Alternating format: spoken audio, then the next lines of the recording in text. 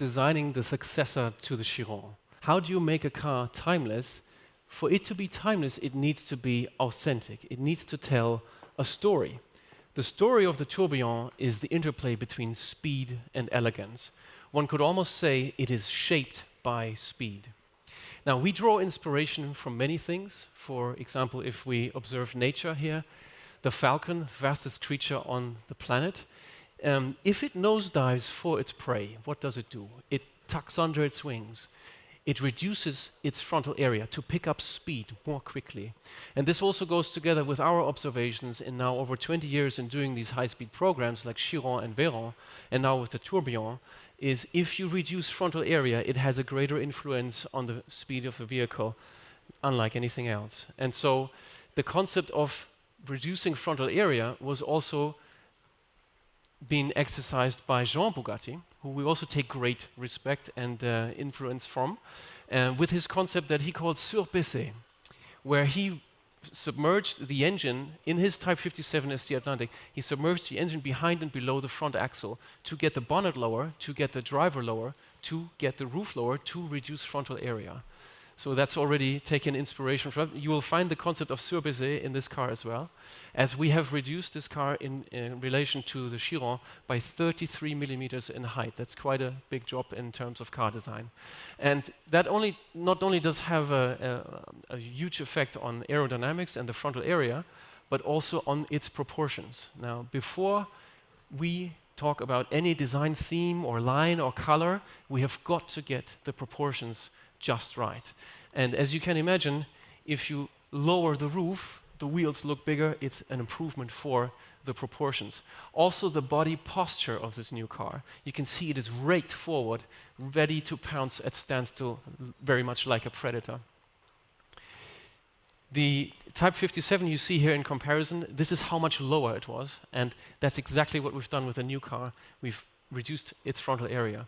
Jean Bugatti crafted the Type 57 SC Atlantic from a special magnesium alloy that couldn't be welded back in the day, so it was riveted together in the center from two halves. And ever since those times, the accentuated center line became part of our stylistic DNA. So you will find a center line also on the new car that is marked. It even goes through into the interior. The design DNA of Bugatti is not only the center line, it is also the Bugatti line on the side, which finds a new interpretation into this body side here once again, which is also the physical parting line between the two colors on the two-tone paint scheme. Also, the horseshoe has a new wide proportion, and it is the origin of all the volumes and line work on the front. It is the backbone of the architecture of the front. A radical new cooling and luggage concept also goes together with it. And we have these two, what we call flying fenders, docked onto them. And we're streaming air through underneath the headlights to exit the air in the A-pillar area to pressurize the side air intakes. As you know, it's an atmospherical engine, so any bit of extra air pressure that you can ram-induce into the side air intakes will actually increase power. We come to the more sculptural, more sensual, more reflection-based. There's almost no line to that rear three-quarter side panel here, surfaces, which leads us to a beautiful contrast on the rear, where we have these more sensual surfaces up above and the more technical, more fragmented, more aero-driven surfaces down below. And it's this contrast that makes this so appealing. If we come to the interior, this is where digital detox meets the art of watchmaking. We have chosen to do the entire human-machine interfacing between operating the vehicle and displaying information at the driver in an analog fashion. It's completely timeless. We're speaking about authenticity, making it timeless through authenticity. And so we have a very unique steering wheel concept we call a fixed hub steering wheel. As you can see, the airbag and the instrument cluster stay put while the spokes reach around them, and so the driver has an unobstructed vision onto their instrumentation no matter what steering angle they dial in. Also, the instrument cluster is housed in a titanium housing. There's real ruby stone bearings. It's covered in sapphire glass. It is in every way like an exquisite watch. Also, the center console draws inspiration from the art of watchmaking, as it is a skeletonized approach. There's real crystal glass set in machined aluminum. It's the aspect of transparency, like in a tourbillon watch with a glass back face. So you see, the tourbillon is really made not for the future, but for eternity. And with that, I want to hand back over to Marta. Thank you very much.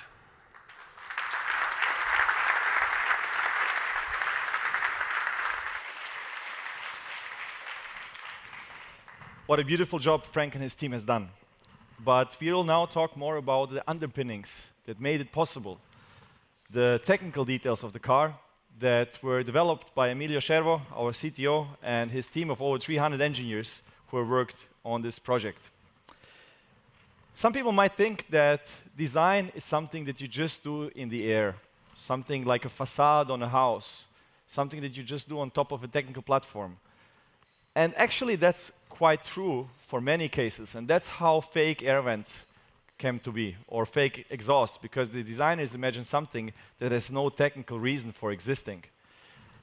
A Bugatti is completely different. We like to say what you see is what you get. If it looks like aluminum, it is aluminum. If it looks like carbon, it is carbon.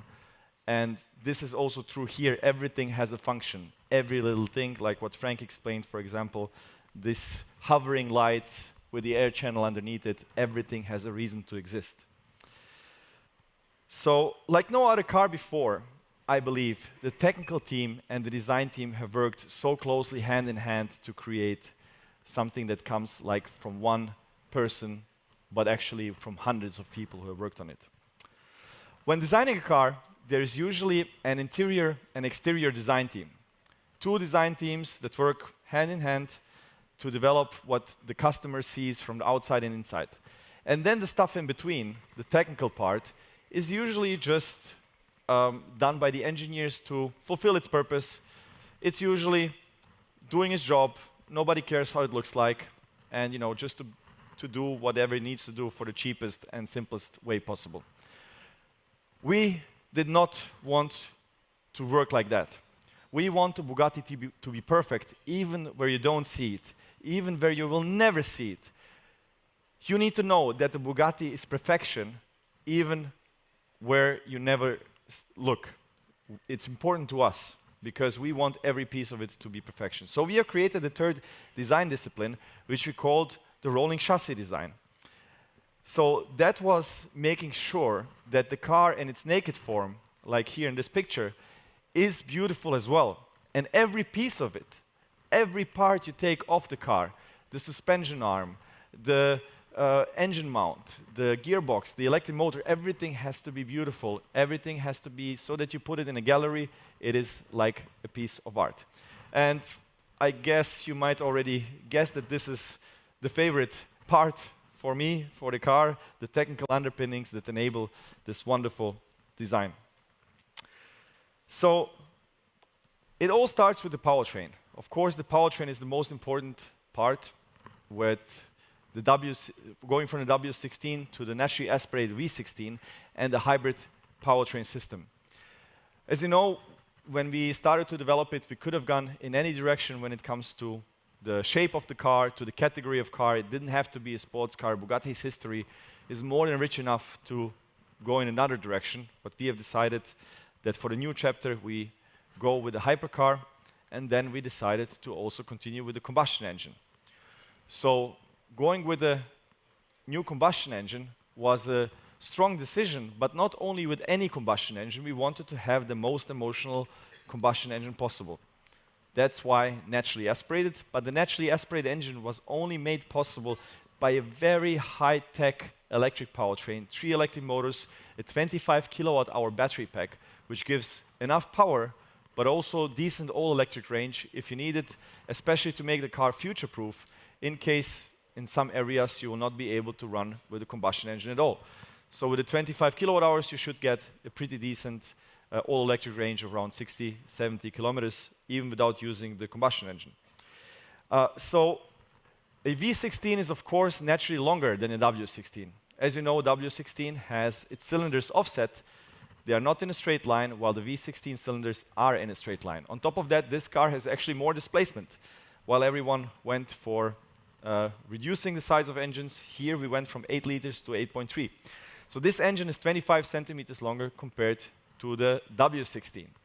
And then we have a big battery pack and 3 electric motors, and we even have a bigger trunk, and despite the lower cabin, we have the same interior space as a Chiron. So when we started working on this, I didn't know what it means for design if the car just becomes longer because of a longer engine and because of all the other stuff we needed to fit in the car. I thought maybe it's good for design. So I talked to Frank and Achim, and they immediately said, no, no, no, no, no. Just don't make the car any longer. Just try to keep the same length. So despite having so much longer engine and all the other hybrid parts, the big battery and so on, the car is only 2.9 millimeters longer in wheelbase. That's one of the magic tricks that Emilio and his team have done to keep the beauty of it, and even more of a magic trick, the first hybrid car that went from combustion only to hybrid and being lighter than the combustion car, despite having the 200 kilos of battery pack and all the other electric powertrain components.